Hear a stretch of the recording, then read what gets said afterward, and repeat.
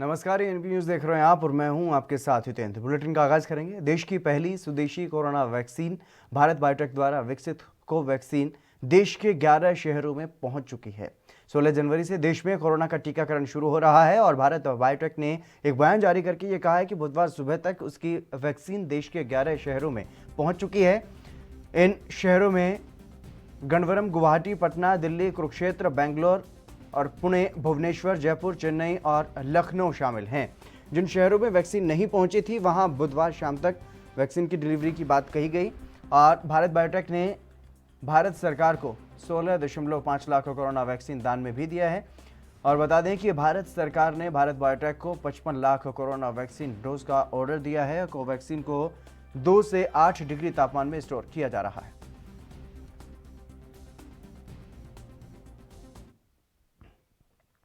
देश में corona virus के खिलाफ 16 जनवरी से टीकाकरण मुहिम की शुरुआत होने जा रही है। इसको लेकर के राज्य सरकारें तैयारियों में लगी हुई हैं। उधर केरल को कोविड वैक्सीन की पहली खेप मिल चुकी है और टीके की पहली खेप तिरुवनंतपुरम अंतर्राष्ट्रीय हवाई अड्डे पर पहुंची। बता दें कि वैक्सीन की डोज को संबंधित केंद्रों तक सुरक्षित पहुंचाने के लिए विशेष वाहन की व्यवस्था की गई। इस टीके को कोच्चि, तिरुवनंतपुरम और कोझिकोड के क्षेत्रीय टीका केंद्रों में संग्रहित किया गया, जहां से इसे राज्य भर के 133 केंद्रों में वितरित किया जाना है।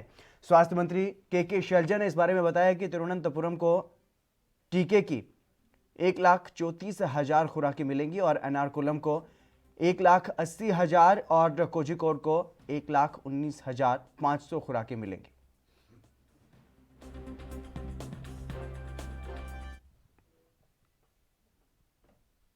हरियाणा में इनेलो विधायक अभय चौटाला ने इस्तीफा देने का ऐलान किया है, लेकिन अभी तक इस्तीफा विधानसभा अध्यक्ष के पास नहीं पहुंचा है। इसी मुद्दे पर विधानसभा अध्यक्ष ज्ञानचंद गुप्ता से हमारे संवाददाता अभिषेक तक्षक ने खास बातचीत की है। विधानसभा अध्यक्ष ज्ञानचंद गुप्ता हमारे साथ हैं। चर्चा करते हैं कि अभय सिंह चौटाला ने जो इस्तीफे की पेशकश की है या जो चिट्ठी लिखी है, इनको मिली है या क्या विधानसभा अब इस पर फैसला लेने वाली है? सर, अभय सिंह चौटाला कह रहे हैं कि उनकी तरफ से चिट्ठी भेजी जा चुकी है इस्तीफे की। अगर 26 तारीख को कृषि कानून रद्द नहीं होते या किसानों के हक में फैसला नहीं आता तो इसको इस्तीफा माना जाए। विधानसभा का क्या जो रूल है, क्या कहता है सर? देखिए अभिषेक जी, मुझे अभी तक शाम 5 बजे तक ऐसा कोई भी पत्र, ऐसी कोई भी चिट्ठी, ऐसी कोई भी ईमेल आदरणीय अभय सिंह चौटाला के द्वारा नहीं मिली है। और नियम के मुताबिक कोई भी सदस्य यदि विधानसभा की सदस्यता से त्यागपत्र देना चाहता है तो उसको केवल एक लाइन के अंदर अपना इस्तीफा भेजना चाहिए। और ये उसमें होना चाहिए कि मैं हरियाणा विधानसभा की सदस्यता से अपना त्यागपत्र देता हूँ। सिर नीचे उसके साइन चाहिए, इससे ज़्यादा कुछ और लिखने की आवश्यकता नहीं है। लेकिन जो मुझे विभिन्न सोर्सेज से जानकारी मिली है, कुछ समाचार पत्रों में है, कुछ ये व्हाट्सएप ग्रुप्स के अंदर आ रहा है, उन्होंने एक पत्र लिखा है। वो तथाकथित पत्र उनका लिखा हुआ है कि नहीं है, ये इसके बारे में पुष्टि नहीं कर सकता। लेकिन जो उस पत्र के अंदर लिखा हुआ है कि यदि 26 तारीख तक किसानों के जो कानून हैं, 3 कानून हैं, वो वापस नहीं लिए जाते तो 27 तारीख को मेरा इस्तीफा जो है वो स्वीकार कर लिया जाए।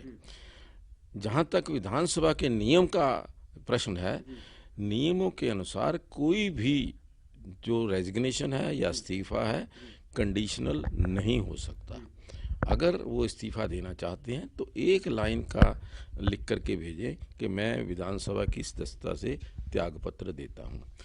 उन्होंने कोई कारण लिखना है वो लिख सकते हैं, लेकिन ये कंडीशन नहीं लगा सकते कि आज ये मैं लिख रहा हूँ 26 तारीख के बाद करें या 27 के बाद करें। वो कंडीशनल इस्तीफा जो किसी भी रूप में स्वीकार नहीं किया जा सकता। सर, उधर विपक्ष की बात करें, उनसे अविश्वास प्रस्ताव की बात करें कि सरकार जो अपना विश्वास खो चुकी है प्रदेश में, तो अविश्वास प्रस्ताव की मांग को लेकर उन्होंने स्पेशल सेशन की भी मांग की है महामहिम से। राज्यपाल ने हालांकि उनको समय नहीं दिया, तो किस तरह का प्रारूप रहता है सर अविश्वास प्रस्ताव लाने के लिए? ये देखिए, ये तो राज्यपाल महोदय जब सत्र बुलाएंगे, उस सत्र के अंदर यदि कुछ सदस्य अपना अविश्वास प्रस्ताव सरकार के खिलाफ लेकर के आते हैं।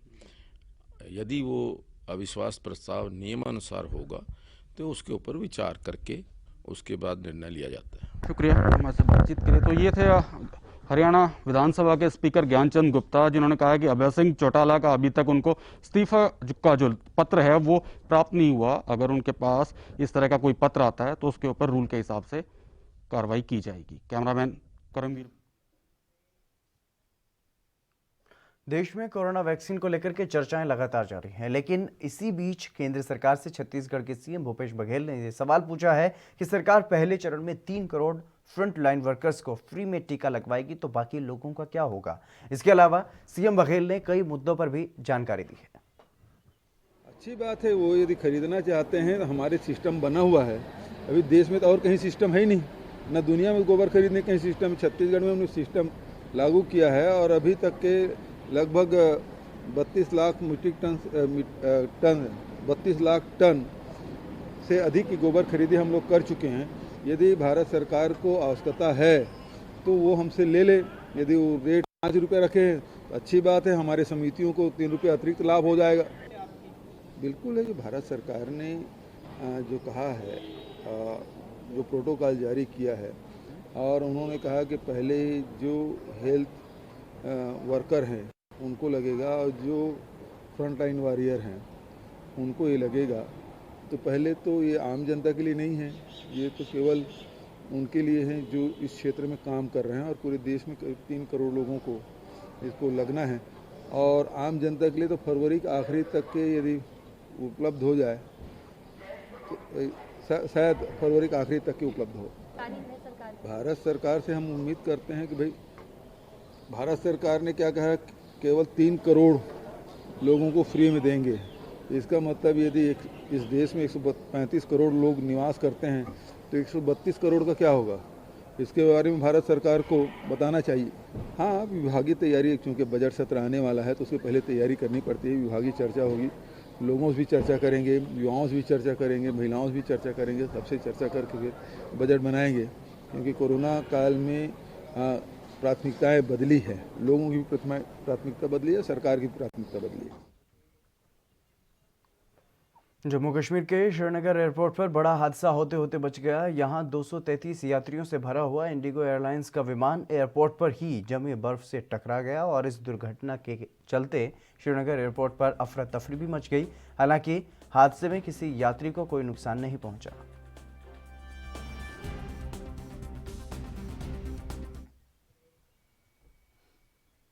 भारतीय वायुसेना के बेड़े में जल्द ही 83 तेजस विमान शामिल होंगे। लड़ाकू विमान तेजस की 48,000 करोड़ की डील को कैबिनेट कमेटी ऑन सिक्योरिटी की मंजूरी मिल गई है। प्रधानमंत्री की अध्यक्षता में सीसीएस ने डील को मंजूरी दे दी है और डील पर रक्षा मंत्री राजनाथ सिंह ने बयान दिया है। उन्होंने यह कहा है कि वायुसेना की मजबूती के लिए ये फैसला लिया गया है और राजनाथ सिंह ने यह भी कहा है कि यह डील रक्षा क्षेत्र में गेम चेंजर साबित होगी। बता दें कि तेजस हवा से हवा में और हवा से जमीन पर मिसाइल दाग सकता है। इसमें एंटी शिप मिसाइल, बम और रॉकेट भी लगाए जा सकते हैं। तेजस 42 कार्बन फाइबर, 43 एल्यूमिनियम अलॉय और टाइटेनियम से बनाया गया है। तेजस स्वदेशी चौथी पीढ़ी का टेललेस कंपाउंड डेल्टा विंग विमान है और ये चौथी पीढ़ी के सुपरसोनिक लड़ाकू विमानों के समूह में सबसे हल्का और सबसे छोटा है। हल्के लड़ाकू विमान तेजस को भारतीय वायुसेना द्वारा पश्चिमी सीमा पर पाकिस्तान सीमा के करीब तैनात किया गया है।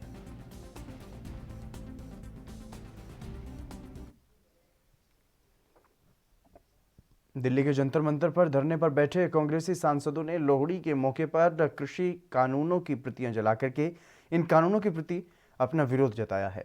गुरजीत औजला समेत अन्य कांग्रेस नेताओं ने कानूनों की प्रतियां जला करके लोहड़ी मनाई और हालांकि एनवायरनमेंट एक्ट के मद्देनजर इस इलाके में आग जलाने पर प्रतिबंध है। और बता दें कि आंदोलनकारी किसान देश की राजधानी दिल्ली की सीमाओं पर पिछले साल 26 नवंबर 2020 से डेरा डाले हुए हैं और सिंधु बॉर्डर पर मुख्य प्रदर्शन स्थल है, जहां लोहड़ी पर्व पर तीनों कृषि कानूनों की प्रतियां जलाने का विशेष कार्यक्रम आयोजित किया गया।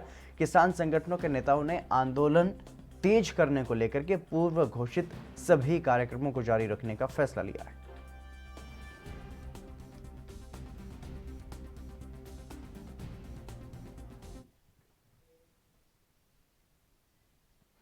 उत्तर प्रदेश के मुख्य सचिव स्वास्थ्य अमित मोहन प्रसाद ने प्रदेश में कोरोना की स्थिति को लेकर के जानकारी दी है।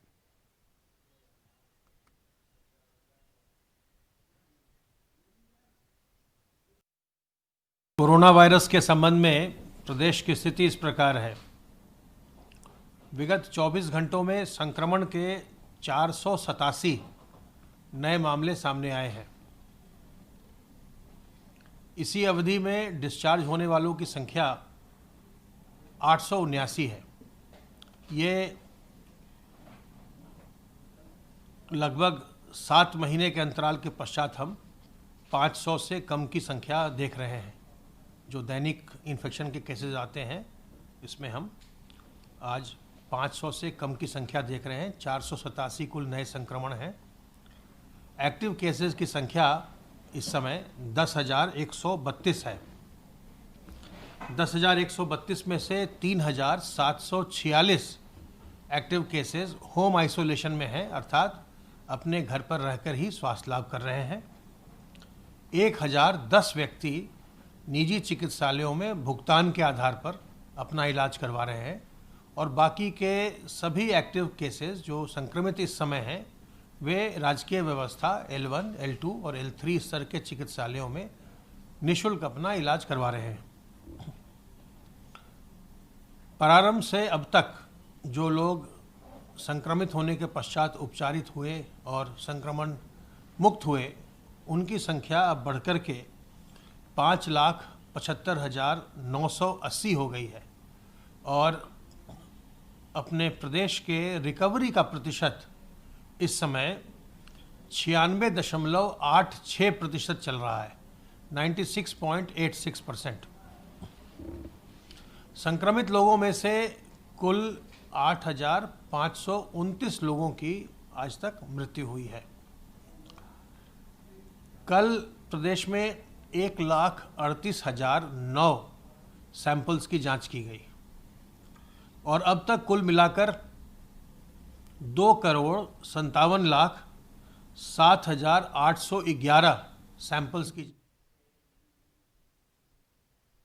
कोरोना वैक्सीनेशन को लेकर देश भर में तैयारियां चल रही हैं, जिसको लेकर के उत्तर प्रदेश के वित्त मंत्री सुरेश खन्ना ने यह कहा है कि सभी वैज्ञानिकों को बधाई जिन्होंने इतनी जल्दी वैक्सीन को बनाया।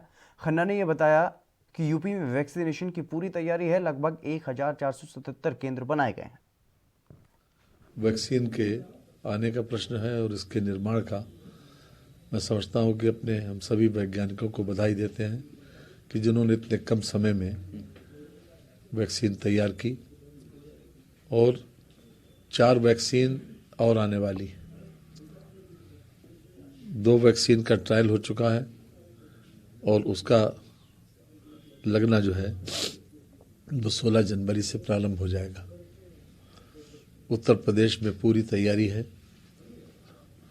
लगभग 1477 केंद्र बनाए गए हैं और लखनऊ में 3 केंद्र हैं जहां पर 16 जनवरी को ये टीकाकरण प्रारंभ होगा। KGMU, SGPGI, Lohia institute. Lohia institute तो हम गए थे देखने और आज हम KGMU भी जाएंगे विशेष रूप से तैयारी को देखने के लिए। और जैसा कि पहले ही इस बात की सूचना दी गई है कि जितना हमारे कोरोना वॉरियर्स हैं और जितने भी कोरोना में लगे हुए कर्मचारी। कांग्रेस ने आरोप लगाया है कि केंद्र सरकार ने कृषि संबंधी 3 कानूनों को लेकर न सिर्फ किसानों और जनता को बल्कि देश के उच्चतम न्यायालय को भी गुमराह किया है। कांग्रेस प्रवक्ता अभिषेक मनु सिंघवी ने मीडिया से यह कहा है कि सरकार ने इस कानून को लेकर समग्र देश को, इसके हर नागरिक को और उच्चतम न्यायालय को भी बरगलाया है और उसके इस कदम की कड़ी निंदा की जानी चाहिए। उनका यह कहना था कि सूचना के अधिकार के तहत मिली एक सूचना के अनुसार सरकार ने इस कानून को लेकर के देश को गुमराह किया है। झूठ बोलने का, असत्य बोलने का, देश को और देश के हर नागरिक को बरगलाने और बहकाने का और इससे माननीय उच्चतम न्यायालय को भी वंचित नहीं रखना, इस प्रकार के गलत कारनामों से ये इस केंद्र सरकार ने किया है। और जो इस केंद्र सरकार ने किया है वो भर्त्सना योग्य है, वो बिल्कुल असत्य है और बिना बातचीत के, बिना किसी विधायिका के कानून की किसी रूप से पब्लिक डोमेन में वार्तालाप किए उच्चतम न्यायालय में एक एफिडेविट हलफनामा फाइल किया है कि हमने प्री लेजिस्लेटिव कंसल्टेशन पूरी तरह से किया, हमने विधायिका के कानून के पहले आदान प्रदान किया, विचार विमर्श किया, जो कि बहुत गंभीर असत्य झूठ है। मैं इसके आपको 2-4 उदाहरण संक्षेप में देना चाहता हूं। एक तो यह है कि 11 दिसंबर 2020 को आरटीआई के अंदर याचिका दी गई और एक दूसरी याचिका दी गई 15 दिसंबर 2020 को, यानी 4 दिन बाद। इन दोनों याचिकाओं में इन 3 गलत कानूनों के विषय में मांगा गया कि बताइए कि आपने किनसे विचार विमर्श किया, कब किया, कौन सा दस्तावेज भेजा, उसका जवाब क्या आया और आपके मीटिंग्स कब हुई। क्योंकि आप जानते हैं ऑर्डिनेंस जून का है और कानून सितंबर का है। या जून के पहले कब किया आपने ये आदान प्रदान और या सितंबर के पहले कब किया, ये प्रश्न पूछा मिस अंजलि भारद्वाज ने 2 अलग अलग। कर्नाटक में कैबिनेट विस्तार को लेकर के भारतीय जनता पार्टी में बवाल हो गया है। बीजेपी के कुछ विधायकों ने खुली बगावत कर दी है। पार्टी के विधायक बसनगौड़ा यत्नाल ने मुख्यमंत्री बीएस येदियुरप्पा उन पर गंभीर आरोप लगाए और उन्होंने कहा कि येदियुरप्पा को राजनीति से संन्यास ले लेना चाहिए। जो भी ब्लैकमेल करता है या पैसा देता है उसे मंत्री बना दिया जाता है, इसके लिए कोटा है। बसनगौड़ा यत्नाल ने यह कहा है कि एक सीडी कोटा है और एक सीडी प्लस पैसा कोटा है। बसनगौड़ा यत्नाल का ये तीखा हमला यही नहीं रुका, उन्होंने आगे ये भी कहा कि मुख्यमंत्री को सीडी के जरिए ब्लैकमेल किया गया है। वहीं बीजेपी के एक और विधायक काला कप्पा बंदी ने भी कैबिनेट विस्तार पर नाखुशी जताई है। उन्होंने ये कहा है कि मैं पार्टी का वफादार सिपाही हूं, मैं मंत्रिमंडल विस्तार से खुश नहीं हूं, इस पर ध्यान देने की जरूरत है।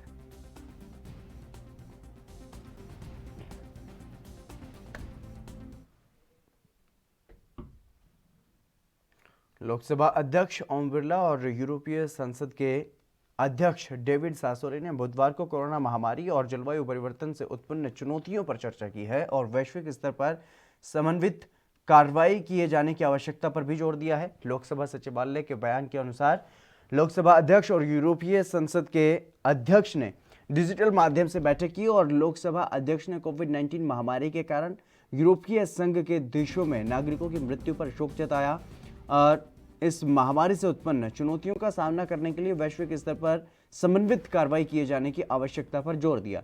दोनों पक्षों ने विश्व के सबसे बड़े लोकतंत्रों के बीच परस्पर सहयोग और सौहार्द को बढ़ावा देने के लिए संसदीय संपर्क के महत्व का उल्लेख किया। लोकसभा अध्यक्ष और यूरोपीय संसद के अध्यक्ष ने यह कहा कि व्यापार और निवेश के क्षेत्र में भारत यूरोपीय संघ के संबंधों का पूर्ण लाभ उठाने के लिए संसदीय संपर्क में और वृद्धि करना महत्वपूर्ण है।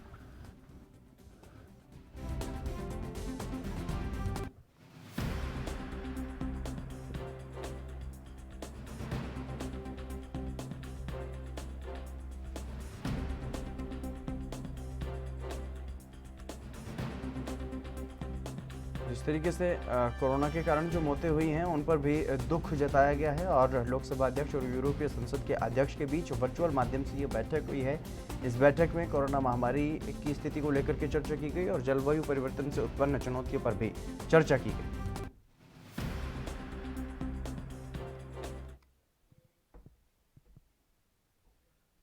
मध्य प्रदेश के मुरैना में जहरीली शराब पीने की वजह से 20 लोगों की मौत हुई और पूरे इलाके में इसकी वजह से मातम छाया हुआ है। जब शिवराज सिंह चौहान को होश आया तो आनंद फानन में बुधवार को मुख्यमंत्री ने अधिकारियों की बैठक बुलाई। मुरैना के कलेक्टर अनुराग वर्मा और एसपी अनुराग सुजातिया को हटाने का आदेश भी दिया गया। एसडीओपी को भी सस्पेंड कर दिया गया। लेकिन सवाल ये है कि लोगों की मौत पर हुई इस कार्रवाई से क्या पीड़ित परिजनों के जख्म भर जाएंगे?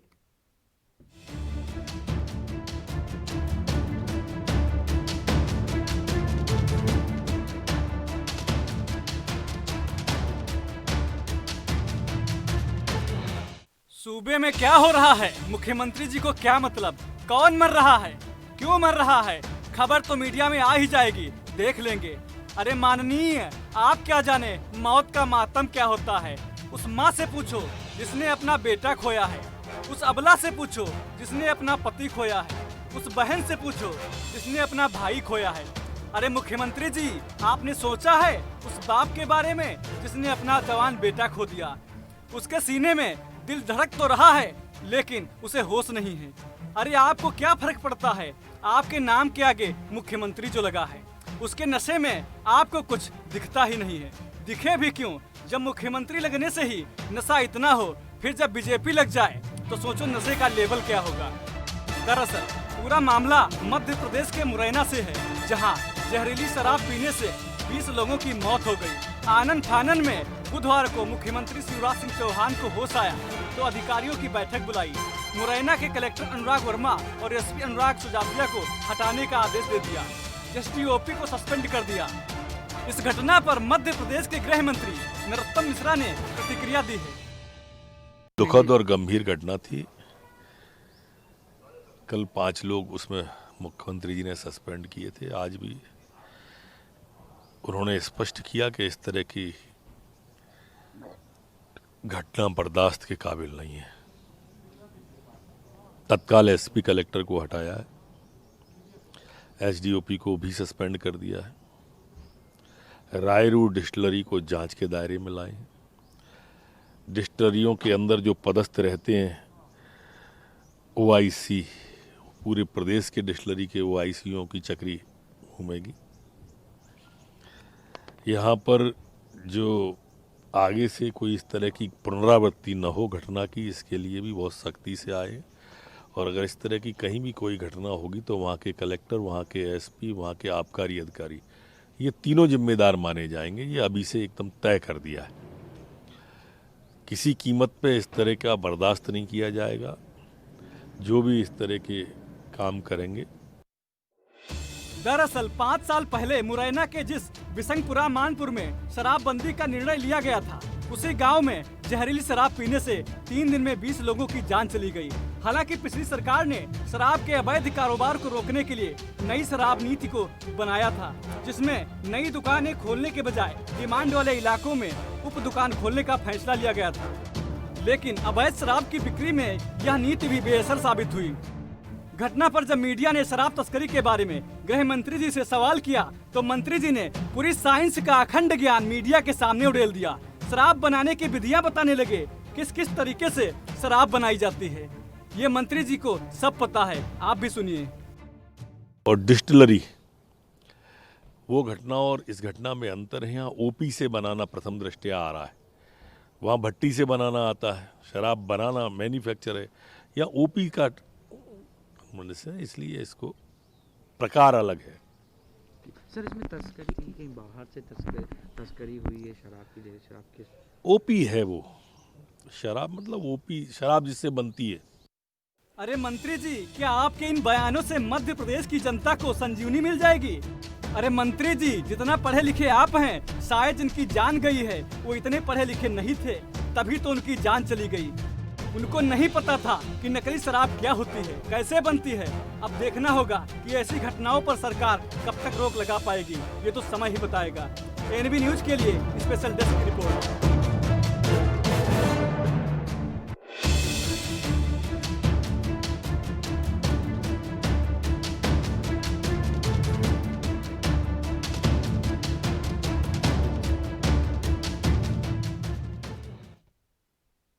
विश्व स्वास्थ्य संगठन की ओर से वैज्ञानिकों की एक टीम इस हफ्ते चीन जाने वाली है और ये टीम वहां जाकर के कोरोना वायरस की उत्पत्ति की वजह पता करेगी, जिसकी वजह से अब तक करीब 20 लाख लोगों की मौत हो चुकी है। इस बीच ब्रिटेन के प्रधानमंत्री बोरिस जॉनसन ने एक बयान जारी किया है, जिसमें उन्होंने बयान से चीन की सरकार को काफ़ी बुरा लगा है। बोरिस जॉनसन ने यह कहा है कि चीन से पूरी दुनिया में फैले कोरोना वायरस की वजह से चीन में उनकी पारंपरिक दवाओं को लेकर के पागलपन है। पेंगोलिन जैसे जीवों का उपयोग शारीरिक ताकत बढ़ाने के लिए करना पागलपन है। बोरिस जॉनसन दुनिया भर के नेताओं को वन प्लेनेट नाम की एक अंतर्राष्ट्रीय समारोह में भी संबोधित कर रहे थे, तभी उन्होंने ये बात कही है।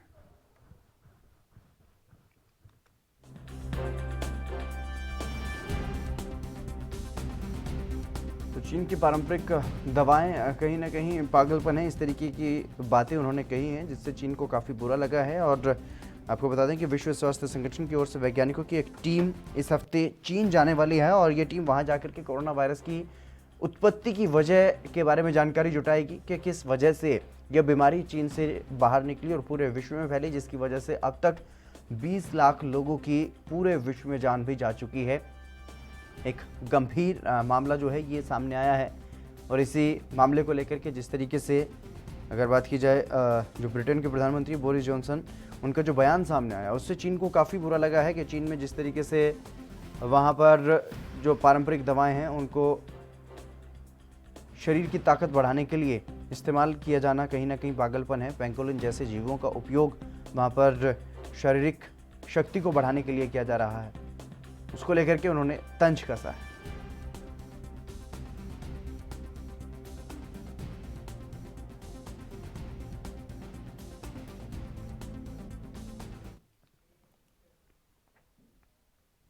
राजस्थान प्रशासनिक सेवा के 2 अफसरों को भ्रष्टाचार निरोधक ब्यूरो की टीम ने गिरफ्तार किया है। जयपुर ग्रामीण टीम ने बुधवार को रिश्वत लेते दोनों अधिकारियों को रंगे हाथ गिरफ्तार किया है। एक सड़क निर्माण कार्य को लेकर के दोनों ने प्राइवेट कंपनी से 5 लाख रुपए की रिश्वत मांगी थी और इनमें से एक बांदीकुई एसडीएम पिंकी मीना तो दूसरा दौसा एसडीएम पुष्कर मित्तल है। दोनों ने सड़क निर्माण कंपनी से रिश्वत मांगी थी और ऐसा नहीं करने पर सड़क का काम नहीं चलाने का दबाव बनाया था।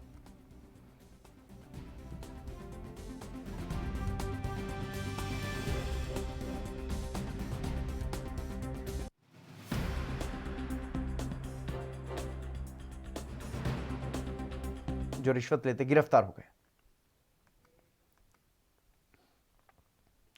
कोरोना महामारी को मात देने के लिए अब भारत पूरी तरह से तैयार है। इसी क्रम में आगामी 16 जनवरी को कोरोना वैक्सीन का टीकाकरण अभियान भी शुरू हो रहा है। टीकाकरण के लिए कोरोना वैक्सीन की पहली खेप में 20,000 वैक्सीन पहली बार राजस्थान पहुंच चुकी हैं। सुबह 11 बजे वैक्सीन की पहली खेप जयपुर हवाई अड्डे पर पहुंची, जहां से कड़ी सुरक्षा व्यवस्था के बीच सीधे आदर्श नगर स्थित स्टेट ड्रग स्टोर सेंटर ले जाया गया।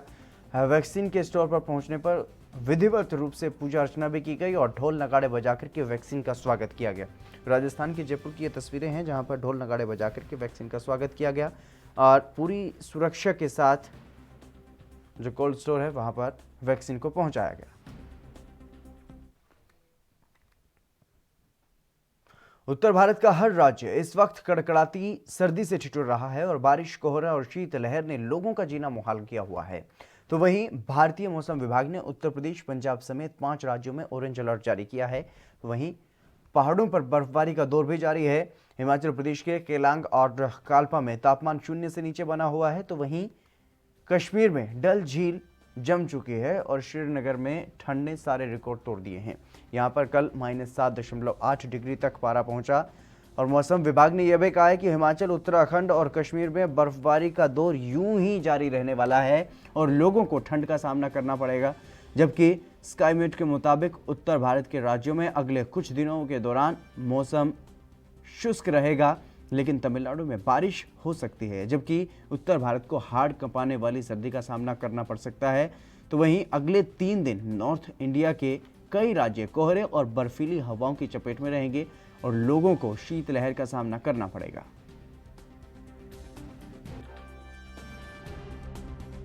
कल शाम हम जब यहाँ डलगेट में आए थे, काफ़ी ज़्यादा ठंड हमें दिखी, -7.8, तो बहुत सारी दिक्कतें हमें हुई। सर्दी बहुत थी, रास्ते लगे हुए हैं और नल जो है वो भी काफ़ी ज़्यादा लगे हुए हैं। मुझे जैसे लग रहा है अभी तक पूरा भी नहीं है, अभी बहुत ज़्यादा ठंड है यहाँ पे। तो डल भी पूरा जमा हुआ है? डल भी काफ़ी पूरा जमा हुआ है, आप देख सकते हैं। हम अभी गए थे इस बार हाउस बोट की तरह अपने रूम में, तो हम जा नहीं सकते हैं, काफ़ी वहाँ पे जमा हुआ है वो। तो काफ़ी सालों के बाद ये इतना माइनस टेम्परेचर? जी, मुझे लग रहा है काफ़ी बहुत टाइम के बाद। तो बहुत सारी है, पहली बार हुई इतनी ठंड यहाँ पे, -7 है यहाँ पे। एंजॉय बहुत कर रहे हैं यहाँ पे। हाँ। तो डल वल भी जमा है? हाँ, सब जमा है। तो कितनी दिक्कत हो रही है? दिक्कत बहुत हो रही है यहाँ पे। मतलब क्या क्या प्रॉब्लम हो रही है? रोड फैसिलिटी, रोड भी ठीक यहाँ पे नहीं है, डल भी जमा हुआ है सारा। तो नल केबल के भी सारा लगा हुआ है। हाँ, तो काफ़ी सालों के बाद इतना। हाँ, बहुत साल के बाद। तो 1991 में ये हो गया है -11.8। 20 जनवरी 1991 को -11.8 हो गया है लोएस्ट मिनिमम, जो ये 40 साल पिछले अगर हम देखेंगे तो ये ऐसा कुछ ख़ास नहीं है, ये नॉर्मल ही है। जब भी आपको clear sky after passing of WD, जब WD यहाँ से गुजर जाता है और नीचे पूरे इस लैंड पे स्नो मास आपको मिलेगा, उसके बाद जब भी WD पास होने के बाद क्लियर स्काई नाइट मिलेगी तो टेम्परेचर -7 -8 जाएगा ही। तो ऐसी कोई बात नहीं है कि ये नॉर्मल ही है। तो क्या प्रिकॉशंस लेने चाहिए लोगों को? मेडिकली वो तो डॉक्टर मुझसे ज़्यादा बताएगा, लेकिन फिर भी सुबह अपनी सेहत का ख्याल रखें, सुबह कम निकले बाहर, क्योंकि ये हज़ार्डस होता है, हेल्थ हज़ार्ड है ये। क्योंकि -6 के बाद टेम्परेचर जब जाता है तो बॉडी में कुछ ऐसे चेंजेस होते हैं कि जो फिर इंसान के लिए खतरा होता है उसमें। तो सर आने वाले दिनों में क्या इंशाल्लाह कल भी ऐसा ही मौसम रहेगा, लेकिन कल शाम से फिर थोड़ा क्लाउड तो 1-2 डिग्री टेम्परेचर फिर बढ़ जाएगा, लेकिन -3 -4 के बीच में ही रहेगा। लेकिन कल सुबह का टेम्परेचर फिर इसी तरह -7 तक, एज़ पर जो हमने आज प्रेडिक्शन दी है, -6 से -7 तक रहेगा कल सुबह भी। लेकिन उसके बाद थोड़ा 2 दिन कम रहेगा, लेकिन उसके बाद -5 और -6 के बीच में रहेगा टेम्परेचर। तो आपकी तरफ से लगातार इस पर नज़र बनाई 100% हमारा काम ही है। 24/7 हम हमारा टीम बराबर हम वॉच करते हैं, क्योंकि वेदर एक ऐसा फेनोमेना है ग्लोबली, ये आफ्टर एवरी 3 आवर इसकी मतलब ऑब्जर्वेशन ली जाती है। ये नहीं कि अभी देखा तो धूप निकली तो आप छोड़ दिया, ऐसा बिल्कुल नहीं है। इसको 24/7 इसको बराबर देखते हैं वेदर को थ्रू आउट ग्लोब, और वो भी यूनिवर्सल टाइम कांस्टेंट पे, यानी कि एक ही टाइम पे। ये नहीं कि यहाँ मैं 8 बजे देखूंगा तो अमेरिका में वो 7:30 देखेगा, ऐसा बिल्कुल नहीं है। इसको हम साइनॉप्टिक ऑब्जर्वेशन बोलते हैं, क्योंकि हर 3 घंटे के बाद एक ही टाइम पर, जिस वक्त हमारा ऑब्जर्वर यहाँ ऑब्जर्वेशन लेगा, चाहे वो लैंड की हो, सरफेस ऑब्जर्वेशन हो या अपर एयर की, जिस वक्त वो लेगा, अमेरिका में भी अगर रात भी हो वो भी उसी वक्त लेगा, सऊदी अरब में भी उसी वक्त लेगा और जापान में भी उसी वक्त लेगा, क्योंकि इसको एक साथ एटमॉस्फेयर को पढ़ा जाता है। इसमें बाउंड्री नहीं होती है, ये मुल्क इसमें बिल्कुल नहीं होती है पॉलिटिकल बाउंड्रीज एटमॉस्फेयर की। ये एक साथ एटमॉस्फेयर को पढ़ के तब जाके मौसम की प्रेडिक्शन की जाती है। तो इस पर गहरी नज़र होती है बराबर 24/7। और इंशाल्लाह ऐसा कुछ भी नहीं है कि हमारा वेदर फोरकास्ट, ये मैं वसूख के साथ कह सकता हूँ आपको, 5 डे बिफोर कोई भी ऐसा फेनोमेना जो हमारे आंखों से नहीं ओझल रहता है विद इन 5 डेज। हाँ, कोई अगर 5 दिन 10 दिन 15 दिन का बताए, उसके लिए IMD जिम्मेवार नहीं है। हमारा मैंडेट है IMD का सिर्फ 7 डेज फोरकास्ट देना, उसमें 5 हम 90% इस के साथ देते हैं, इत्मीनान के साथ। 90% हमारा 90% से ऊपर हमारा ठीक रहता है वो फोरकास्ट जो विद इन 5 डेज हो। 5 डेज के बाद 2 दिन 7, 6 और 7 का वो उसको आउटलुक हम बोलते हैं, तो वो देते हैं। लेकिन कोई अगर आपको कहीं से बताएगा 15 दिन का फोरकास्ट, 10 दिन का फोरकास्ट, वो एज पर नॉर्म्स जो WMO। चलिए फिलहाल यहाँ पर रुकेंगे एक छोटे से ब्रेक के लिए, जल्द हाजिर होंगे।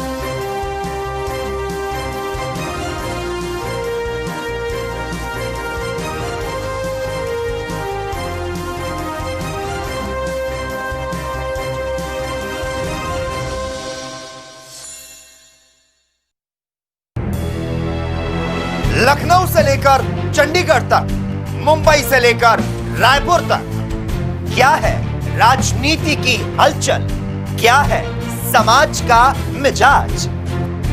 राजधानी लाइव, हमारी नजर, आपका फैसला, हर रोज सुबह 8 बजे सिर्फ ANP न्यूज पर।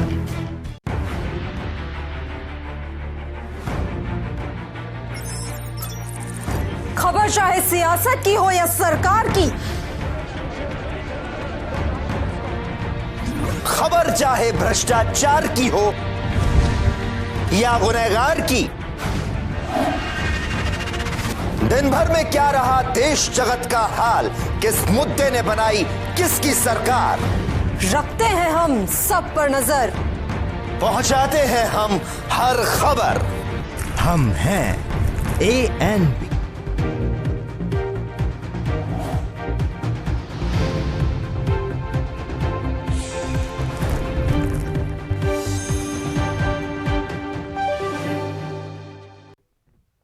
ब्रेक के बाद एक बार फिर से आप सभी का स्वागत है। खबरों में आगे बढ़ेंगे। नई दिल्ली नगर पालिका परिषद में साल 2020-21 का बजट पेश कर दिया गया है। साल 2021-22 के बजट के लिए NDMC के चेयरमैन धर्मेंद्र ने काउंसिल की बैठक में इस प्रस्ताव को रखा और इन प्रस्तावों के पारित होने के बाद वो मीडिया से रूबरू हुए। बजट में कोरोना संकट को देखते हुए कई फैसले लिए गए हैं और मीडिया को जानकारी देते हुए चेयरमैन धर्मेंद्र ने बताया है कि जो कर्मचारी लंबे समय से NDMC में कॉन्ट्रैक्ट पर काम कर रहे हैं उन्हें रेगुलर करने के लिए पहले ही प्रस्ताव सरकार को भेज दिया गया है और इसके अलावा सुरक्षा को लेकर के CCTV लगाए जाने के बारे में भी जानकारी दी गई।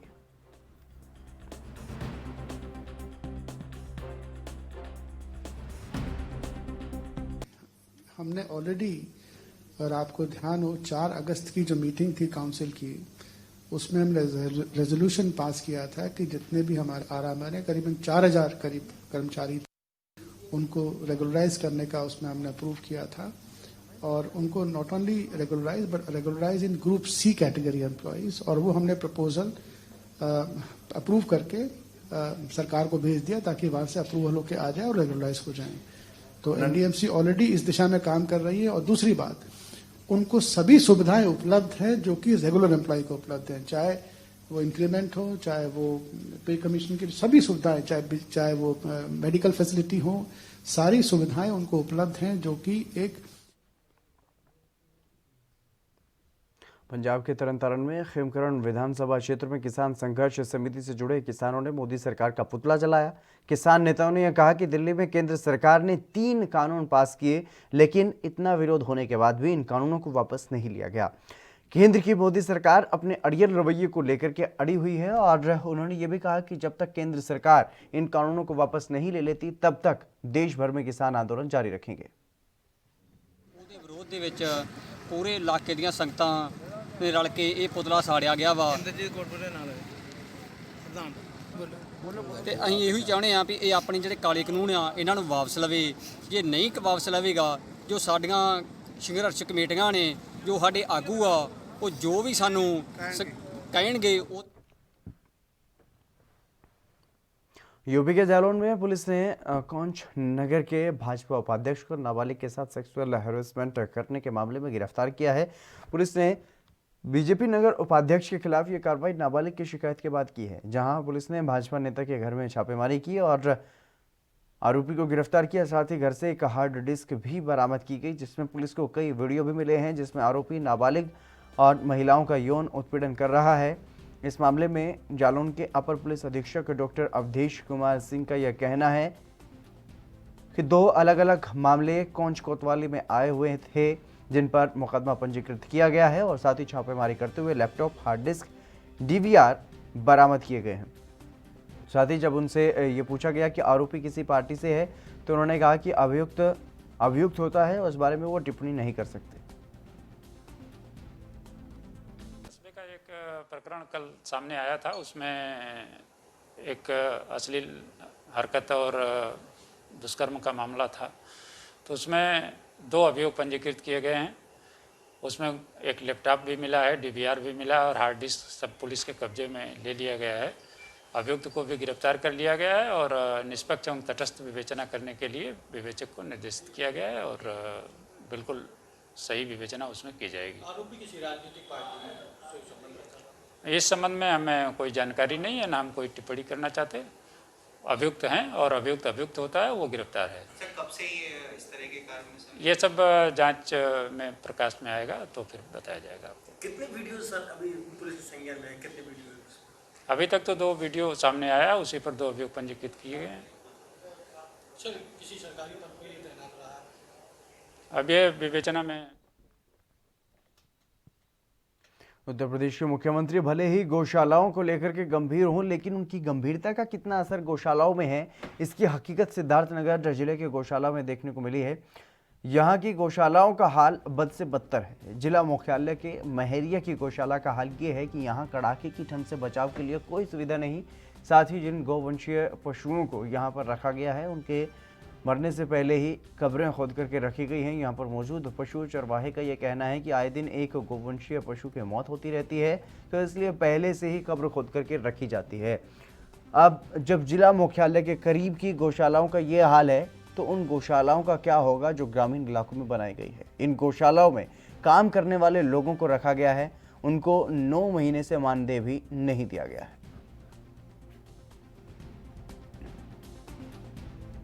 स्थिति यही है कि गौशालाओं की कोई व्यवस्था नहीं है, सिर्फ कोटा पूर्ति हो रहा है। ना ही वहाँ पानी पीने की व्यवस्था है, न अलाव की व्यवस्था है, न कुछ खाने की व्यवस्था है। सिर्फ कागजों में सारी सिस्टम चल रहा है बाकी। और यहाँ डेली गायें मर रही हैं, कोई देखने वाला नहीं है, ना ही कोई अधिकारी है, ना कोई प्रशासन है, ना कोई कुछ है। ठंड में आप जाकर देखेंगे तो हमारे पशु जो हैं उनको बोरा उड़ाया गया है। मतलब कुछ नहीं होगा, मैं नहीं कह रहा है कि सब होगा, लेकिन आप महादेव लाला चले जाइए, वहाँ चट्टी बोरा उड़ाया गया है। और जहाँ भी पशुएं बढ़ जाती हैं वहाँ भी उड़ाने का पूरा प्रयास किया जाता है कि उसको उड़ा दी। महिलाओं और बेटियों की सुरक्षा और उनके सम्मान के लिए योगी सरकार मिशन शक्ति का ढिंढोरा पीट रही है। वहीं यूपी पुलिस के एक जवान ने खाकी को शर्मसार करते हुए रेप की वारदात को अंजाम दिया है। रक्षक के रूप में भक्षक बनकर घटना को अंजाम देने वाला कोई और नहीं, गोंडा रिजर्व पुलिस में तैनात एक सिपाही है। पुलिस की खाकी वर्दी पर संगीन आरोप लगाने वाला कोई और नहीं बल्कि उसी विभाग में तैनात महिला कांस्टेबल है, जिसने अपने एक पुरुष आरक्षी द्वारा रेप करने का आरोप लगाया है। और महिला आरक्षी ने आरोप लगाया है कि गोंडा पुलिस लाइन में तैनात है, उसने फोन करके कमरा दिखाने के बहाने बुलाया और कमरे में धकेल लिया और मुंह में कपड़ा बांध करके रेप किया। पीड़िता ने इसकी सूचना अपने परिजनों को दी और परिजनों ने इसकी शिकायत जो है वो उच्च अधिकारियों को दी है, जिसके 3 दिन बाद पुलिस ने एफआईआर दर्ज की और मामले को पुलिस रफा दफा करने में लगी रही। वहीं मीडिया से बातचीत करते हुए अपर पुलिस अधीक्षक गोंडा महेंद्र कुमार ने यह कहा कि एक महिला ने पुलिस आरक्षी पर रेप जैसा संगीन आरोप लगाया है। मुकदमा दर्ज कर लिया गया है, जांच करके आगे की कार्रवाई की जाएगी। पुलिस लाइन में तैनात एक महिला आरक्षी द्वारा एक तहरीर दी गई है, जिसमें उसके द्वारा एक दूसरे कांस्टेबल को आरोपित किया गया है। इस पर अभियोग पंजीकृत कर लिया गया है और विवेचनात्मक कार्रवाई की जा रही है। तो सर क्या वजह रही एफआईआर दर्ज करने में 3 दिन लग गए? और क्या नहीं, विभाग के जब द्वारा लीपापोती किया जा रहा था? नहीं, ये कहना गलत है आपका। और जब तहरीर दी तत्काल अभियोग पंजीकृत हुआ और चूंकि विभागीय दोनों हैं और इसका तत्काल जो कार्रवाई है वैधानिक वो की जा रही है। उसमें जो भी सत्य सामने आएगा उसके आधार पर कार्रवाई हो। हम 10 तारीख को गए थे, अंकित राय नाम का लड़के का फ़ोन आया था कमरा दिखाने। जब कमरा दिखाने के लिए हम गए तो अंकित राय ने अपना कमरा में दस्ती हमको घसीट ले गया। हमारे संग अंकित राय ने जबरदस्ती करी तथा हमारा मुंह दबा लिया। जब हम बहुत मुश्किल से छूट के भागे तो जान से मारने की धमकी दी। हम इस पर बहुत डरे से के बैठ गए। फिर हमने अपने घर वालों को उनको बुलाया। हमने इसकी जानकारी एसएसपी ऑफिस में, IGRS में, CM में, योगी में सब में जानकारी इसकी जाके दी है। इतने दिनों से परेशान है, इसके खिलाफ कोई कार्रवाई नहीं हो रही है। इसके खिलाफ कौन है अंकित राय? अंकित राय जो है 19 बैच का सिपाही है, 18 बैच का सिपाही है, जो कि पुलिस लाइन में। यूपी के कौशाम्बी में एक छोटे से गांव शिवरा गांव के रिटायर्ड सेक्रेटरी के बेटे का खेतीबाड़ी के प्रति सिर पर ऐसा जुनून चढ़ा कि उसने BTC की पढ़ाई पूरी करने के बाद नौकरी नहीं की, बल्कि मशरूम की खेती का प्लान बनाया और मशरूम की खेती कैसे करनी है इसकी खोजबीन में जुट गया। मशरूम की खेती के लिए पिता ने भी उसका साथ दिया और इसके अलावा रेडियो भी पथ प्रदर्शक बना और युवक ने रेडियो में सुनने के बाद मशरूम की खेती करने का निश्चय लिया और फिर उत्तराखंड में जाकर के इसका प्रशिक्षण भी लिया। वापस आने के बाद उसने मशरूम की खेती करनी शुरू कर दी और इस खेती से उसे बढ़िया मुनाफा हो रहा है। इसे देखकर के जिले के अन्य बेरोजगार युवक भी अब मशरूम की खेती करने लगे हैं। वहीं उद्यान विभाग भी युवक की लगन को देखकर के अन्य लोगों को भी मशरूम की खेती करने के लिए प्रेरित करने लगा है।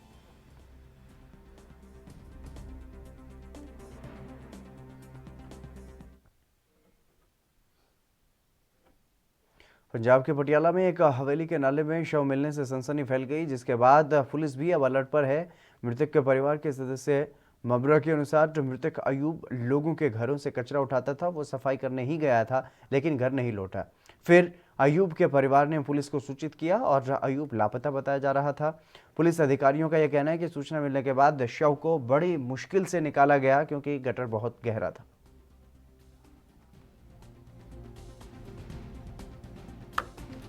ਅੱਜ ਇਨਫੋਰਮੇਸ਼ਨ ਆਈ ਸੀ ਜਿਹੜੇ ਪਰਿਵਾਰਕ ਮੈਂਬਰ ਨੇ ਉਹਨਾਂ ਨੇ ਇਨਫੋਰਮ ਕੀਤਾ ਸੀ ਕਿ ਕੱਲ ਇੱਥੇ ਟੈਂਕ ਵਗੈਰਾ ਸਾਫ਼ ਕਰਨ ਜਿਹੜੇ ਲਹਿਲ ਕਲੋਨੀ ਦੇ ਵਿੱਚ ਆਯੁਸ਼ ਨਾਮ ਦੇ ਵਿਅਕਤੀ ਨੇ ਇਹ ਆਏ ਸੀਗੇ। ਕੱਲ ਤੋਂ ਇਹਨਾਂ ਦੀ ਭਾਲ ਜਾਰੀ ਸੀਗੀ।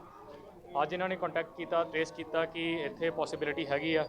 ਦੈਨ ਪ੍ਰਸ਼ਾਸਨ ਵੱਲੋਂ ਵੀ ਪਲੱਸ ਜਿਹੜੇ NGOs ਵੱਲੋਂ ਇਹ ਮੁਹਿੰਮ ਚਲਾਈ ਗਈ ਸੀਗੀ ਤੇ ਇਹਦੇ 'ਚ ਅਨਫੋਰਚੂਨੇਟਲੀ ਜਿਹੜੀ ਉਹਨਾਂ ਦੀ ਡੈੱਡ ਬੋਡੀ ਹੈਗੀ ਹੈ। मैनपुरी जिले में युवक की चोर समझकर पीट कर हत्या कर दी गई। फिरोजाबाद से मैनपुरी रिश्तेदारी में ये युवक पहुंचा था और मंगलवार रात को एक गांव में पहुंच गया था। ग्रामीणों ने चोर समझ करके उसे बुरी तरह से पीट डाला, जिससे उसकी मौत हो गई और घटना थाना औंझा इलाके की है। पुलिस ने घटना में 3 नामजद और एक अज्ञात के खिलाफ केस दर्ज किया है। साथ ही पुलिस आगे की कार्रवाई में जुट गई है। पूरा मामला है आज सुबह औंछा थाना क्षेत्र के ग्राम नगला भजन में जो भट्टा है उसके पास एक अज्ञात शव के मिलने की सूचना प्राप्त हुई थी। मौके पर पुलिस जाके छानबीन की तो ये ज्ञात हुआ कि मृतक सनी है और ये श्याम सुंदर यादव का लड़का है जो फिरोजाबाद के रहने वाले हैं। ये लड़का अपने चाचा के यहाँ नगला भजन नगला सावाज में आया था और रात में अपने घर से उठ के ये नगला भजन में आ गया और इसको गांव के कुछ लोगों ने चोर चोर कह के इसको मारपीट करके इसकी हत्या कर दी गई है। इस संबंध में पंचायतनामा की कार्रवाई की जा चुकी है। पोस्टमार्टम के लिए शव को मोर्चरी भेजा गया है। मृतक के परिजन थाने पे तहरीर दिए हैं, जिसके आधार पर मुकदमा पंजीकृत किया गया है। इसमें 3 लोग नामजद हैं और एक अज्ञात अभियुक्त है। मथुरा के बलदेव कस्बे में चल रहे ब्रिज के प्रसिद्ध दाऊजी मेले में अश्लील डांस परोसा जा रहा है। इस मेले में मौजूद पुलिस भी मूक दर्शक बनी हुई है, लेकिन स्थानीय लोग इससे खासे नाराज दिखाई दिए। आपको बता दें कि भगवान बलदाऊ की नगरी बलदेव में पिछले 441 साल से लक्खी मेले का आयोजन किया जा रहा है और अब इस मेले का स्वरूप पूरी तरह से बदल चुका है। यहाँ पर अब सिर्फ जुआ और सांस्कृतिक कार्यक्रमों के नाम पर बार बालाओं का अश्लील डांस ही इस मेले की रौनक बनकर के रह गए हैं।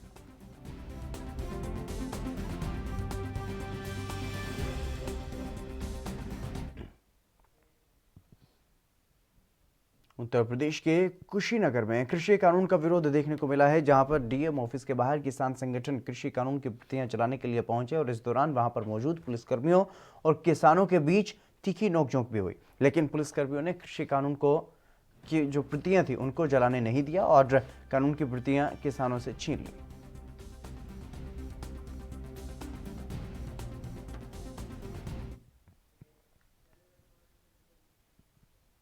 छब्बीस जनवरी को दिल्ली में किसानों की ओर से निकाले जाने वाले ट्रैक्टर मार्च के लिए मानसा जिले के गांवों में भी भारतीय किसान यूनियन डकोंदा की अगुवाई में ट्रैक्टर मार्च निकाल करके किसानों को दिल्ली जाने के लिए लामबंद किया गया। इस ट्रैक्टर मार्च में बड़ी संख्या में किसान ट्रैक्टर लेकर के शामिल हुए और इस दौरान लोगों को लोहड़ी में जलाने के लिए खेती बिलों की कॉपियां भी बांटी गई। आज ਅੱਜ ਅਸੀਂ ਮਾਨਸਾ ਜ਼ਿਲ੍ਹੇ ਦੇ ਵਿੱਚ 4 ਪਿੰਡਾਂ ਦਾ ਕਾਫਲਾ ਟਰੈਟ ਮਾਰਚ ਕਰਿਆ ਗਿਆ। 4 ਪਿੰਡਾਂ ਦੇ ਵਿੱਚੋਂ 450 ਟਰੈਟ ਅਸੀਂ ਕੱਢ ਕੇ ਗਲੀ ਗਲੀ ਪੈ ਕੇ ਲੋਕਾਂ ਨੂੰ ਚੇਤਨ ਕਰਦੇ ਹਾਂ, ਕਿਉਂਕਿ 26 ਤਰੀਕ ਤੋਂ ਜਿਹੜੇ ਕਿਸਾਨ ਮਜ਼ਦੂਰ ਬੱਚੇ ਸਾਡੀਆਂ ਔਰਤਾਂ ਬੈਠੀਆਂ ਨੇ, ਮੋਦੀ ਸਰਕਾਰ ਨੇ ਜਿਹੜਾ ਮੂੰਹ ਬੰਦ ਕੀਤਾ ਹੋਇਆ ਉਹਦਾ ਮੂੰਹ ਖੁਲਾਉਣ ਦੇ ਵਾਸਤੇ ਅਸੀਂ ਲੋਕਾਂ ਨੂੰ ਚੇਤਨ ਕਰਦੇ ਹਾਂ। ਗਲੀ ਗਲੀ ਪੈ ਕੇ ਰੋਜ਼ 400 ਟਰੈਟ ਕੱਢ ਕੇ 4 ਪਿੰਡਾਂ ਦੇ ਵਿੱਚ 5 ਪਿੰਡਾਂ ਦੇ ਵਿੱਚ ਜਾਇਆ ਕਰਾਂਗੇ, ਕਿਉਂਕਿ ਕਹਾਂਗੇ ਵੀ ਜਿਹੜੀ 26 ਤਰੀਕ ਆਉਣ ਵਾਲੀ ਹੈ ਉਹਦੇ ਕੋਈ ਸਖਤ ਪ੍ਰਦਰਸ਼ਨ ਕੀਤਾ ਜਾਊ, ਕਿਉਂਕਿ ਲੋਕਾਂ ਨੂੰ ਚੇਤਨ ਕਰਨਾ ਜ਼ਰੂਰੀ ਹੈ। ਜਿਹੜੇ ਤਿੰਨੇ ਕਾਨੂੰਨ ਹੈ ਉਹ ਲੋਕਾਂ ਵਿਰੋਧੀ ਹੈ, ਲੋਕਾਂ ਦੇ ਪੱਖੀ ਹੈ ਨਹੀਂਗੇ। ਲੋਕਾਂ ਦੀਆਂ ਜ਼ਮੀਨਾਂ ਜਾਣਗੀਆਂ, ਮਜ਼ਦੂਰਾਂ ਦੀ ਦਿਹਾੜੀ ਜਾਊਗੀ, ਤਾਂ ਕਰਕੇ ਜਿਹੜੇ ਕਾਨੂੰਨਾਂ ਦੇ ਸਾਨੂੰ 1.5 ਮਹੀਨੇ ਤੋਂ ਉੱਤੇ ਹੋ ਗਿਆ ਉੱਥੇ ਠੰਡ ਦੇ ਵਿੱਚ ਬੈਠਿਆਂ ਨੂੰ। ਮੋਦੀ ਸਰਕਾਰ ਚੁੱਪ ਹੈ। ਜਿਹੜਾ ਕੱਲ ਸੁਪਰੀਮ ਕੋਰਟ ਤੋਂ ਫੈਸਲਾ ਕਰਾਇਆ, ਸੁਪਰੀਮ ਕੋਰਟ ਉਹਨਾਂ ਦੀ ਹੈ। ਸੁਪਰੀਮ ਕੋਰਟ ਦਾ ਫੈਸਲਾ ਜਿਹੜਾ ਉਹ ਸਮਾਜਦਾਰਾਂ ਪੱਖੀ ਹੁੰਦਾ ਗਾ। ਜਿਹੜੀ ਸਟੇ ਮਿਲੀ ਆ ਉਹ ਤੇ ਅਸੀਂ ਨਹੀਂ ਹੈਗੇ ਇਸ ਗੱਲ ਤੇ ਸਹਿਮਤ। ਅਸੀਂ ਕਹਿੰਦੇ ਹਾਂ ਵੀ ਜਿਹੜੇ ਤਿੰਨੇ ਕਾਨੂੰਨ ਆ ਉਹਨੂੰ ਰੱਦ ਕਰੇ ਸੁਪਰੀਮ ਕੋਰਟ, ਕਰੇ ਚਾਹੇ ਉਹਦੀ ਮੋਦੀ ਸਰਕਾਰ ਕਰੇ, ਚਾਹੇ ਉਹਨਾਂ ਤੋਂ ਕਰਾਵੇ ਜਿਹਦੇ ਆਖੇ ਕਾਨੂੰਨ ਆ ਜੇ ਤਿੰਨੇ ਲਾਗੂ ਕੀਤੇ। ਜਿਹੜਾ ਸਾਡਾ ਅਸੀਂ ਵੱਡਾ ਕਾਫਲਾ 450 ਤਕਰੀਬਨ ਟਰੈਕਟਰ 4 ਪਿੰਡਾਂ ਦਾ ਇਕੱਠ ਕਰਿਆ ਸੀ, ਇਹ ਟਰੈਕਟਰਾਂ ਦਾ ਇਹ ਕਾਫਲਾ ਅਸੀਂ ਜਿਹੜਾ ਅੱਜ ਲੋਹੜੀ ਦਾ ਦਿਨ ਆਗਾ, ਲੋਹੜੀ ਦੇ ਤਿਉਹਾਰ ਲੋਕ ਮਨਾਉਂਦੇ। ਲੋਕ ਤਾਂ ਅੱਗੇ ਲੋਕ ਤਿਲ ਸਿੱਟ ਕੇ ਮਨਾਉਂਦੇ ਹੁੰਦੇ ਵੀ ਇਸ ਵਾਰ ਅੱਜ ਦਲਿੱਦਰ ਜਾਏ, ਪਰ ਉਹ ਨਹੀਂ ਕਰਦੇ। ਅਸੀਂ ਐਤਕੀ ਪਿੰਡਾਂ ਦੇ ਵਿੱਚ ਕਾਪੀਆਂ ਜਿਹੜੀਆਂ ਕਾਲੇ ਕਾਨੂੰਨ ਆਏ ਨੇ ਉਹਦੇ ਵਿਰੋਧ ਦੀਆਂ ਕਾਪੀਆਂ ਸਾਡੇ ਕੋਲ ਆਈਆਂ ਨੇ, ਅਸੀਂ ਉਹਨਾਂ ਨੂੰ ਸਿੱਟ ਕੇ ਮਤਲਬ ਯਾਨੀ ਕਿ ਮੋਦੀ ਸਰਕਾਰ ਦਾ ਪੂਰਾ ਵਿਰੋਧ ਕਰਾਂਗੇ। 26 ਤਰੀਕ ਦੀਆਂ ਪੂਰੀ ਜ਼ੋਰਾਂ ਸ਼ੋਰਾਂ ਨਾਲ ਤਿਆਰੀਆਂ ਨਾਲ ਪਿੰਡਾਂ ਦੇ ਵਿੱਚ ਤਿਆਰੀਆਂ ਕਰਾਈਆਂ ਨੇ, ਨਾਲੇ ਝੰਡਾ ਮਾਰਚ ਕਰਦੇ, ਨਾਲੇ ਮਤਲਬ ਯਾਨੀ ਕਿ ਪੂਰਾ ਜ਼ੋਰਾਂ ਸ਼ੋਰਾਂ ਨਾਲ ਸਾਡੀਆਂ ਤਿਆਰੀਆਂ, ਸਾਰੇ ਲੋਕ ਤਿਆਰ ਨੇ ਜਾਣ ਨੂੰ 26 ਤਰੀਕ ਤੋਂ। पंजाब के श्री मुक्तसर साहिब में प्रदेश यूथ कांग्रेस के जनरल सेक्रेटरी जगजीत सिंह हनी फतनवाला की अगुवाई में किसानों और युवाओं ने केंद्र सरकार की ओर से बनाए गए कृषि कानूनों की प्रतियां लोहड़ी के साथ जलाई और केंद्र सरकार के खिलाफ जमकर नारेबाजी की। इस दौरान जगजीत सिंह ने यह कहा कि जब तक केंद्र सरकार कृषि कानूनों को रद्द नहीं करती तब तक पंजाब के किसान और युवा इसी तरह से प्रदर्शन करते रहेंगे और मोदी सरकार के पुतले भी जलाते रहेंगे।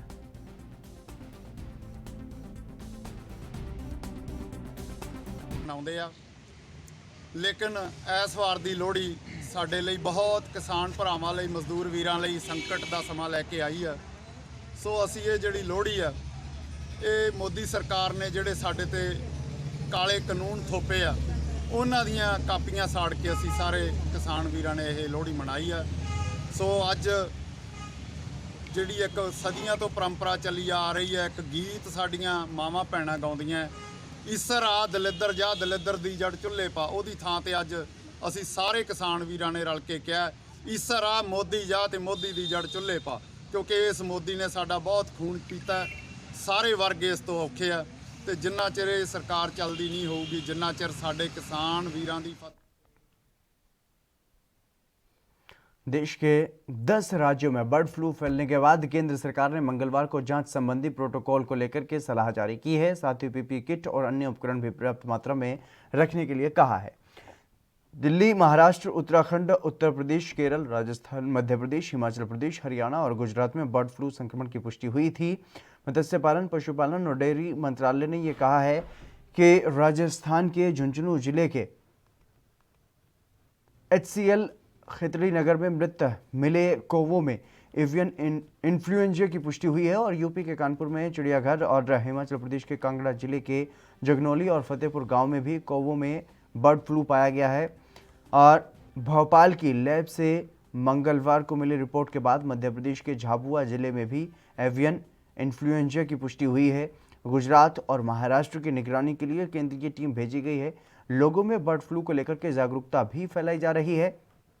हिमाचल प्रदेश के कांगड़ा जिले में स्थित पौंग बांध क्षेत्र में बर्ड फ्लू से सोमवार को 122 और प्रवासी पक्षियों की मौत हुई है।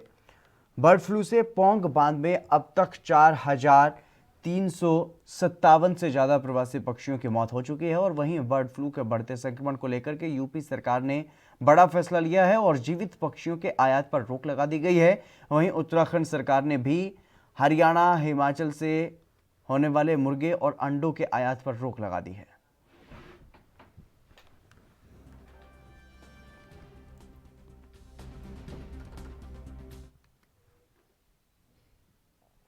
वहीं दिल्ली की सीमाओं पर किसान आंदोलन लगातार जारी है। सुप्रीम कोर्ट के आदेश के बाद भी किसानों का आंदोलन यूं ही चल रहा है और दिल्ली के अलग अलग बॉर्डर्स पर आंदोलन किसान कर रहे हैं। किसानों ने कृषि कानूनों की कॉपियां जलाई हैं और लोहड़ी कृषि कानूनों की कॉपियां जलाकर के मनाई गई है, साथ ही कपड़े उतार करके प्रदर्शन भी किया गया।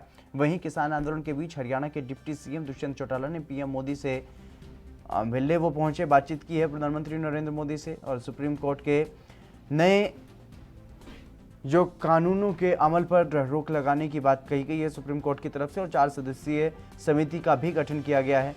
इसके बाद आंदोलनरत किसानों के तेवर नरम नहीं पड़ रहे हैं, इससे जननायक जनता पार्टी पर दबाव बढ़ता हुआ नजर आ रहा है। जेजेपी किसानों से जुड़ी हुई पार्टी है और उसके कुछ विधायक आंदोलन के समर्थन में हैं। आंदोलन के और लंबा खींचने पर जेजेपी विधायक को पार्टी का नुकसान होता हुआ दिखाई दे रहा है और दुष्यंत चौटाला विधायकों के लगातार संपर्क में है। बता दें कि मंगलवार को सुप्रीम कोर्ट ने तीनों कानूनों के अमल पर रोक लगाते हुए 4 सदस्यों की एक कमेटी बनाई थी। सुप्रीम कोर्ट के फैसले के बाद किसानों ने ये कहा कि वो किसी भी कमेटी के पास नहीं जाएंगे। किसानों ने आंदोलन जारी रखने का फैसला लिया है।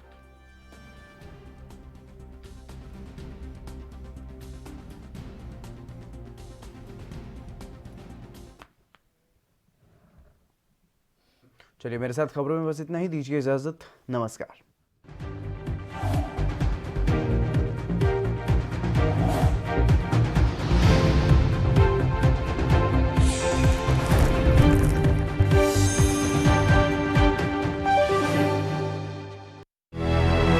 लखनऊ से लेकर चंडीगढ़ तक, मुंबई से लेकर रायपुर तक, क्या है राजनीति की हलचल, क्या है समाज का मिजाज। राजधानी लाइव, हमारी नजर, आपका फैसला, हर रोज सुबह 8 बजे सिर्फ ANP न्यूज पर।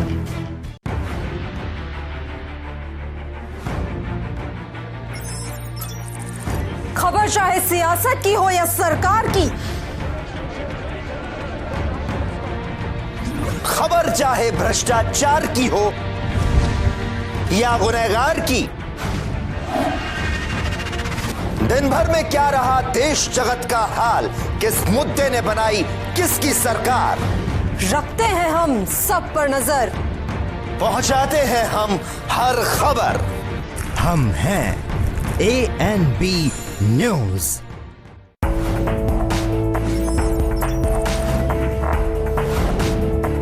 कम ब्रेक और ज्यादा खबरों के साथ देखिए ANP news in channel number पर।